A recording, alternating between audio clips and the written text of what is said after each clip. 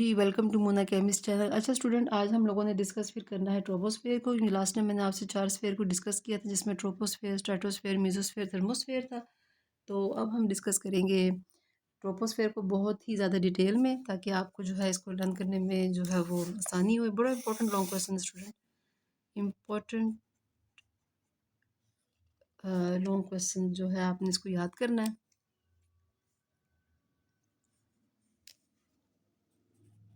Troposphere,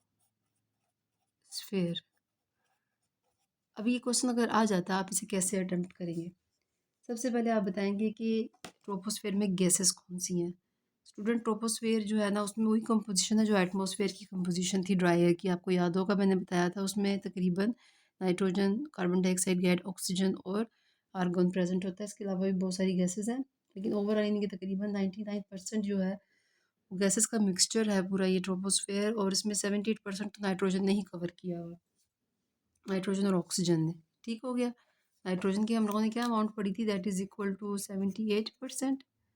और जो थी ऑक्सीजन की, वो कितनी थी, 21%।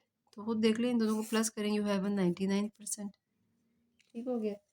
अब कार्बन डाइऑक्साइड गैस की जो कंसनट्रेशन है और वाटर वेपर्स हैं, वो उनमें वो ना होने के बराबर होती हैं। मीन के वो 0 पॉइंट समथिंग के बारे में है, तो इसलिए उनका कोई नहीं है। हाँ, अलबत्ता जो बाकी जो गैसेस हैं जो टेम्परेचर को बैलेंस कर रही होती हैं, उनमें नाइट्रोजन ऑक्सीजन का इतना रोल नहीं है जितना कि कार्बन डाइऑक्साइड गैस का और वाटर वेपर्स का है। कार्बन डाइऑक्साइड गैस और वाटर वेपर्स, ये दोनों टेम्परेचर बैलेंस में बड़ा इंपॉर्टेंट रोल प्ले करती हैं। मीन कि आपके सारे एटमॉस्फेयर का टेम्परेचर इन्होंने ही बैलेंस किया होता है। तो ये गैसेस बेसिकली अलाउ भी करती हैं सन रेज को। इनके अगर ये गैसेस आपके अर्थ सरफेस के इर्द गिर्द होती हैं, तो वहाँ से इन्होंने अलाउ करना होता है सन रेज को जाने के लिए। इन्हीं कार्बन डाइऑक्साइड गैस वाटर ने टेम्परेचर को बैलेंस करना होता है। मीन के बेशक इनकी जो क्वांटिटी है वो बहुत कम है, कंसनट्रेशन बहुत कम है, लेकिन इनका होना बहुत ज़रूरी है, क्योंकि इन्होंने बहुत सारे ऐसे फैक्टर को कंट्रोल किया हुआ जो नाइट्रोजन और ऑक्सीजन नहीं कर पाती। आप समझिए कि आपका जो टेम्परेचर का ताल्लुक है, इनकी आपकी ज़मीन के जो टेम्परेचर की जो बैलेंसमेंट है, वो सारी जो है वो इनके अंडर है। ठीक हो गया। लेकिन जो ग्रेजुअल डिक्रीज़ इंक्रीज़ का चक्कर रहता है, वो ज़ाहिर-सी बात है, वो हमारी एक्टिविटीज़ से भी बहुत ही फ़र्क पड़ता है, बहुत ही फ़र्क पड़ता है आपके इन गैसेस को। मीन कि आप अपने अर्थ पे कोई ऐसी एक्टिविटीज़ करें जिनसे कार्बन डाइऑक्साइड की कंसंट्रेशन बढ़ जाए, या कोई वाटर वेपर्स जो उनकी कंसंट्रेशन बढ़ जाए, तो फिर डेफ़िनेटली आपके जो बाकी जो सेटअप चल रहे होते हैं, नेचुरली जो अल्लाह की तरफ से सिस्टम आपका चल रहा है, उसमें क्या आ जाता है, वेरिएशन आ जाती है। उस वेरिएशन की वजह से क्या होता है कि फिर साइकिल उस तरह से नहीं चल पाता नॉर्मल वे में जैसे उसको चलना चाहिए।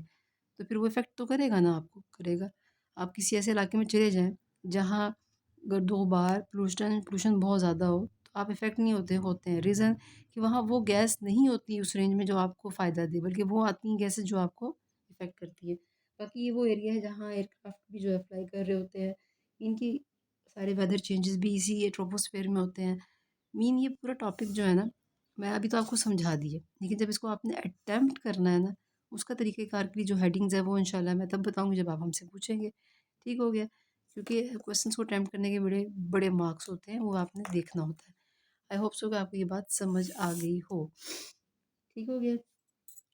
कोई क्वेश्चन, कोई ऐसी बात जो ऊपर से गुज़र गई है? बात का तो होता है ना, आपका ध्यान ना हो या आप ध्यान से वीडियो को नहीं देखते या पूरी नहीं देखते, तो फिर उससे भी बात क्लियर नहीं होती। काइंडली कोई भी बात समझ ना आए तो आप मुझसे उससे रिलेटेड क्वेश्चन पूछ सकते हैं। ठीक है? तो काइंडली मेरे चैनल को सब्सक्राइब कीजिए, लाइक कीजिए। अल्लाह हाफ़िज़।